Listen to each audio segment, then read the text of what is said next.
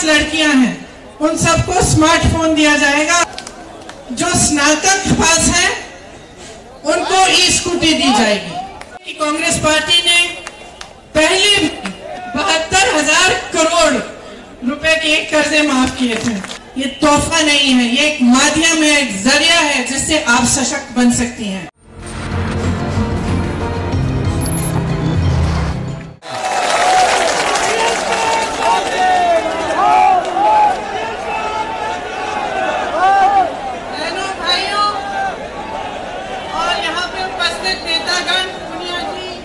सचान जी, नसीमुद्दीन जी, निर्मल खत्री जी, प्रदीप जैन जी, अजय लल्लू जी, मोना जी, सुप्रिया जी, आप सबका यहाँ पे स्वागत है।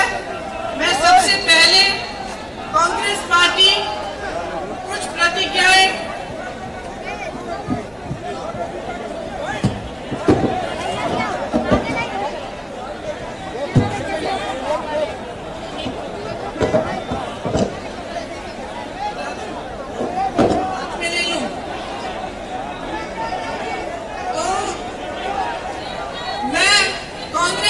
की जो प्रतिज्ञाएं हैं उनके बारे में आपको यहाँ पे बताने के लिए आई हूँ, क्योंकि यहाँ से एक यात्रा शुरू हो रही है जो 10 दिन के लिए पूरे उत्तर प्रदेश में हमारे जितने भी नेतागण हैं वे 4 अलग यात्राएं निकालेंगे, जिसमें से 3 की शुरुआत आज है, एक यहाँ बाराबंकी से निकलेगी।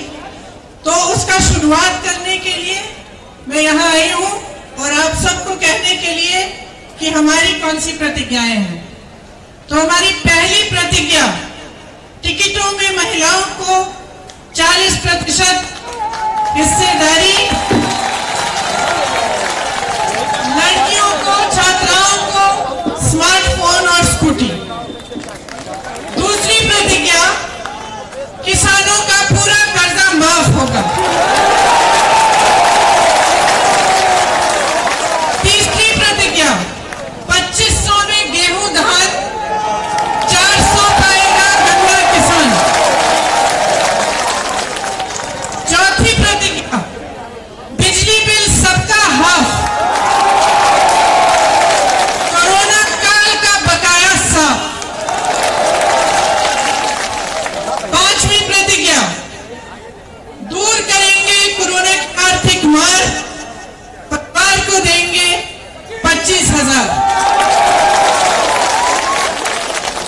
आखिरी प्रतिज्ञा, 20 लाख को सरकारी रोजगार। अब मैं थोड़ा सा इनके बारे में आपको समझाना भी चाहती हूँ। देखिए, जहां तक महिलाओं की हिस्सेदारी है, मैं पहले भी कह चुकी हूँ और बार बार ये कहूंगी कि महिलाएं जब तक आगे नहीं बढ़ेंगी, जब तक राजनीति में पूरी तरह से महिलाओं की भागीदारी नहीं होगी, तब तक जो समस्याओं से मेरी बहनें हर रोज लड़ती हैं, जिन संघर्षों का सामना करती हैं, जिन परिस्थितियों से निकलकर लड़कर आगे बढ़ती हैं, वे समस्याएं हम कभी दूर नहीं कर पाएंगे। तो मेरा आग्रह है सब महिलाओं से, मेरी बहनों से, आगे बढ़िए, राजनीति में आइए। इस चुनाव में कांग्रेस पार्टी 40% टिकट देकर चाहती है कि आप आगे बढ़ के अपनी लड़ाई खुद लड़ें और आप सक्षम बने। एक महिलाओं के लिए हम एक अलग घोषणा पत्र जारी करेंगे, वो कुछ एक हफ्ते के करीब में निकलेगा। उसमें महिलाओं के लिए जो अलग अलग हमने घोषणाएं करनी है वो सारी उसमें होंगी। उसमें से सिर्फ एक घोषणा ये है कि जो 12वीं पास लड़कियां हैं उन सबको स्मार्टफोन दिया जाएगा अगर हमारी सरकार आएगी,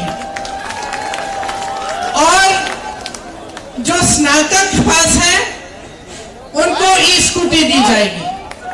अब कोई कह सकता है कि एक तोहफा है, वोट चाहिए इसलिए दे रहे हैं, लेकिन ये बिल्कुल गलत बात है। ये तोहफा नहीं है, ये एक माध्यम है, एक जरिया है जिससे आप सशक्त बन सकती हैं। आज जो स्मार्टफोन है उसके जरिए महिला अपनी सुरक्षा करती है, और जो ई स्कूटी है, जो छात्राएं हैं जो पढ़ रही हैं, जिनकी पढ़ाई हो गई है, जो नौकरी के लिए जाना पड़ता है, उनको इससे उनको बहुत सुविधा होगी। तो ये एक पहली प्रतिज्ञा है, लेकिन जो महिलाओं के लिए बाकी प्रतिज्ञाएं हैं वो सब हमारे घोषणा पत्र में, जो हम एक हफ्ते में जारी करेंगे, उसमें होंगी। किसान आज बहुत ही त्रस्त है। आप सबने देखा होगा कि किस तरह से लखनऊ खेरी में मोदी जी के मंत्रालय के एक मंत्री के बेटे ने एकदम क्रूरता से गाड़ी चलाकर 6 किसानों को मार डाला। ये एक ऐसा हादसा है जिससे पूरे देश को समझ में आ रहा है कि इस सरकार ने किसानों को कितनी अहमियत दी है। जिसने किसानों को कुचला, उसको गिरफ्तार करने में इन्होंने कितनी देरी की, और आज तक उसका पिता जो उसको बचा रहा, वो आज तक मोदी जी के मंत्रालय में है, उसकी बर्खास्तगी नहीं की गई है। लेकिन ये तो एक मिसाल है। किसान जानते हैं कि कुछ सालों से कितनी समस्याओं से जूझ रहे हैं और उनकी सुनवाई सरकार में नहीं रही। इसीलिए किसानों के लिए हमने तय किया है कि आपके कर्जे माफ करेंगे। आप जानते हैं कि कांग्रेस पार्टी ने पहले 32,000 रुपए के कर्ज माफ किए थे, तो ये माफ करिए 72,000 करोड़ रुपए के कर्जे माफ किए थे। तो आप सब जिन समस्याओं से जूझ रहे हैं, आप जानते हैं। आपको धान का दाम मिलता, यूरिया महंगा हो गया है, खाद महंगी हो गई है, बिजली के बिल आपको भरने पड़ते हैं बड़े बड़े, और कमाई करना मुश्किल हो जाता है। आप कर्ज में डूब रहे हैं, इसीलिए हमने ये निर्णय लिया कि आपके कर्ज माफ किए जाएंगे। इसके साथ साथ जिस तरह से छत्तीसगढ़ में हमारी सरकार 2500 में धान खरीद रही है, उस तरह से हम यहाँ भी 2500 में गेहूं धान खरीदेंगे और 400 का गन्ना का आपको दाम मिलेगा। जब बिजली बिल की बात कर रहे हैं, तो कोरोना काल के समय जो छोटे दुकानदार हैं, छोटे बिजनेस हैं, व्यापारी हैं, जिनका धंधा, जिनका काम एकदम बंद हुआ, उनको फिर भी बिजली के बिल बड़े बड़े भरने पड़े और पूरे कोरोना काल के समय कमाई नहीं कर पाए। इसीलिए हमने ये निर्णय लिया है कि कोरोना काल के समय जो आपने बिजली के बिल भरे, उनको हम माफ कर देंगे।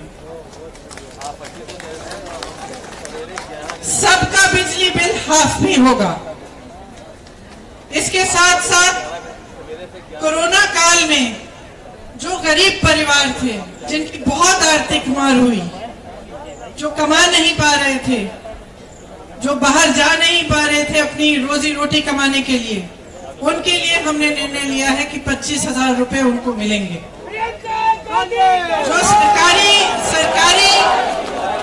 सरकारी रोजगार 20 लाख देना चाहते हैं, लेकिन इसमें मैं खास तौर से कहना चाहती हूँ कि पिछले 2 सालों में मैं बहुत संविदा कर्मियों से मिली, कॉन्ट्रैक्ट पे जो काम करते हैं उनसे मिली, और उन सब ने मुझे अपनी समस्याएं बताई। उसमें अध्यापिका भी हैं, टीचर्स हैं, स्वास्थ्य कर्मी भी हैं, अनेक काम करने वाले लोग हैं, और उनका पूरी तरह से शोषण किया गया है। तो खास तौर से मैं कहना चाहती हूँ कि उनका नियमितीकरण करने का हमने निर्णय लिया है। हमारी सरकार आएगी तो सबका नियमितीकरण हम करेंगे। तो ये हमारी मुख्य प्रतिज्ञाएं हैं। इस यात्रा द्वारा ये प्रतिज्ञाएं गांव-गांव तक पहुंचेंगी और जन जन तक हम बताएंगे, जन जन को बताएंगे कि हमने ये निर्णय क्यों लिए और किस तरह से निर्णयों को हम पूरा कर सकेंगे। तो आप सबकी इस यात्रा में भागीदारी के लिए आपका धन्यवाद। जय हिंद, जय किसान।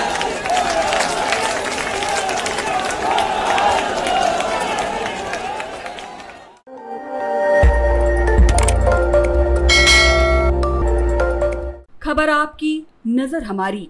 देखते रहिए आई इंडिया।